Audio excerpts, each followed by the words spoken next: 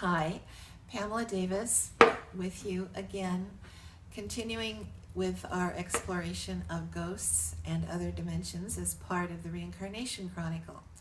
This is episode 5, and we are still dealing with the kinds of attachment that will produce the phenomenon of a ghost or a haunting. Now, we talked about things to definitely avoid doing, such as the Ouija board. Another thing to avoid being part of, or at least don't do this in your house. If you're going to go to a seance, don't do a seance in your own house. I remember when I was a teenager, we had a party one evening where we invited a number of people whom we knew very well, who many of whom were very, very sensitive. They had psychic gifts. They were not professional psychics, but they were developed and very intuitive and sensitive. And they were all excited about the idea of having a seance in our house. So we thought, oh, wouldn't that be fun? So that's what we did after dinner. We put up the table, the round table, and everybody sat around it with our hands on the table, And sure enough, within moments, the table began to bump and levitate off the floor. And we were wondering who was there, and asked, do you know anybody at the table? And it thumped. We arranged for a code of some sort, like once was the thumping of once was yes and twice was no, something like that. Oh yes, a big thump. And then the table just dipped right over onto my grandmother, practically knocked her off her chair. So we said, so you know Agnes? Yes.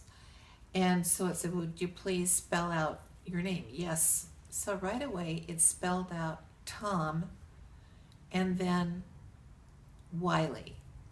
Well, that was her father, who had departed, many, many decades ago. In fact, when she was still basically a child, her father had died. But he was right there. And he said, we asked him if he had a message, but then he said there was somebody else, or we asked if there was somebody else there with him who wanted to speak to her, and it was yes. And so then her grandmother came through at the table, and the two of them, after giving her a brief message about something about love, we asked, do you have anything else for us? And they said, yes. Pray for us. Pray for all of us. And this was the only time when I heard myself through the message that came through, message from spirits to pray for them. And then it was spelled out, throughout the whole. You do, A is one thump, then B. You just go through the alphabet. So it's rather laborious. It's better to have a good medium there. Anyway, that was the seance. And after the people left, the house practically came up off of its foundations. For days afterwards, we heard creakings and knockings, and the whole house would shake. And then we would be in rooms where there was nobody else, and there would be big thumpings and bangings on the walls. Well, eventually it died down. But this is the main reason I would advise you, do not do a seance in your house, because they eventually left us in peace, but they often don't. A seance will excite entities in the lower astral, and you can have a real problem. So this is something to not do. Another thing to not do is,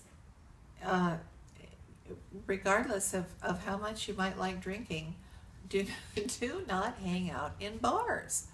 This is a very dangerous thing to do, because bars are frequently the haunt of low vibration souls or entities who died alcoholics and who hang in the environment of a bar because in the lower astral, when they're earthbound, and earthbound means they're not able to move into the higher levels because of their heavy attachment to phenomena.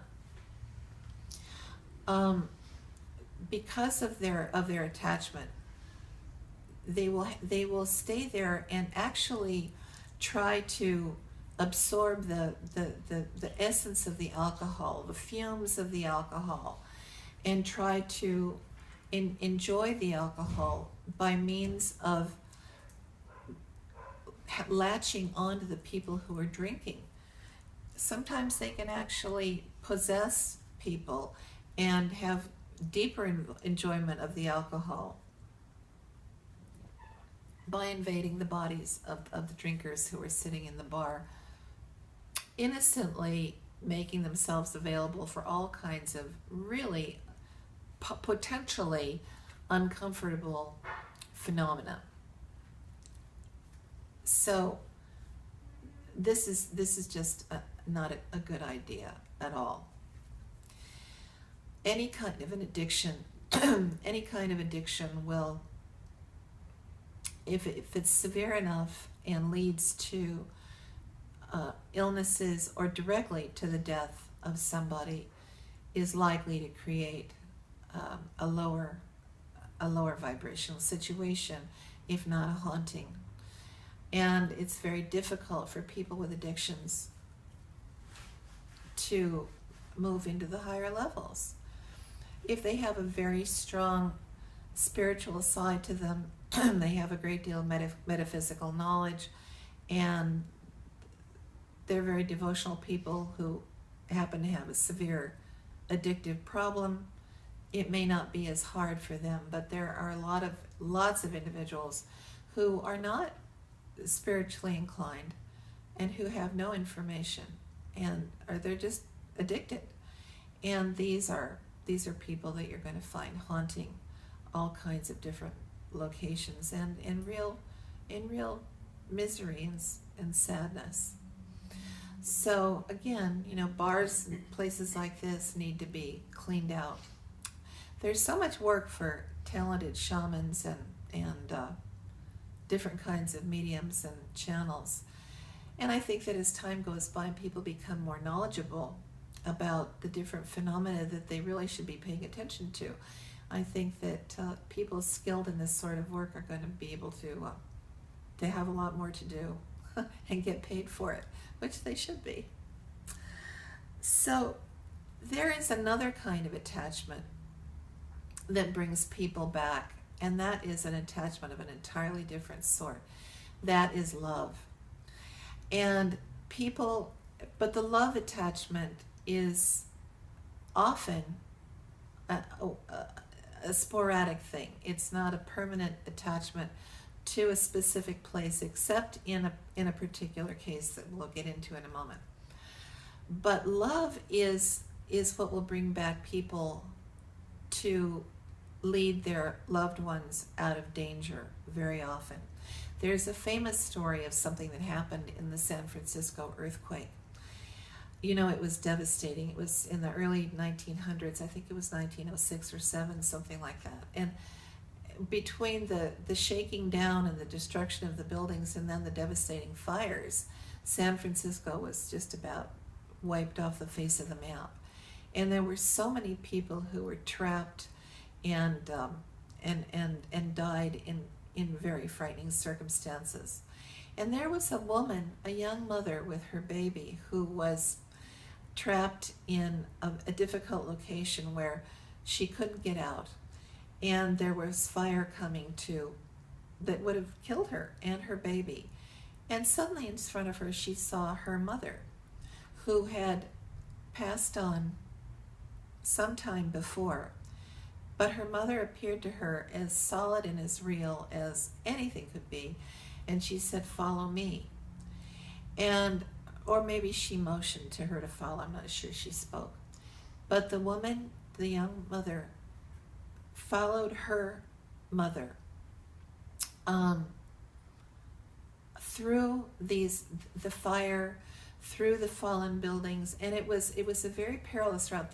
The lady could have never found her way out if someone hadn't guided her through this. And it was smoky and it was dark and she needed to get home. She was so disoriented she didn't even know where she was. And then only a couple of times the apparition of her mother faded a bit, but then it would come back stronger and guided her all the way. It took several hours for her to get home, and her mother guided her all the way to her home and only disappeared when she was safe at home.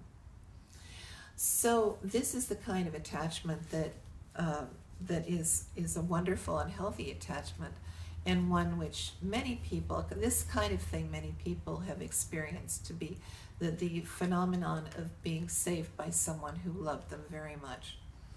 The other kind of attachment through love is that of a very evolved being who voluntarily stays on the premises of a holy or sacred place as a protector, as a guardian spirit. And frequently around the world in such places, temples and churches and synagogues and other sacred sites, you will find resident spirits who, when they're contacted through someone with ability, such as a skilled medium, will explain the most wonderful things about the site where they are, and have remained there voluntarily as a protector and as a guide. This is one of the appeals of these tours to sacred holy places, because in the company of an excellent psychic, somebody with real integrity and ability, you can step back in time through these channelings and hear directly from the guardians what the place was like, what it was there for, and the message and its purpose, which, you know, in a sense is still very valid to this time. So this is another aspect of ghosts and hauntings that that you could say that is a positive. It's a positive thing. We're going to go ahead now in the next episode with other kinds of manifestations, talking about ghosts in other dimensions, and that will probably wrap it up. But we'll see where we go from here. See you next time.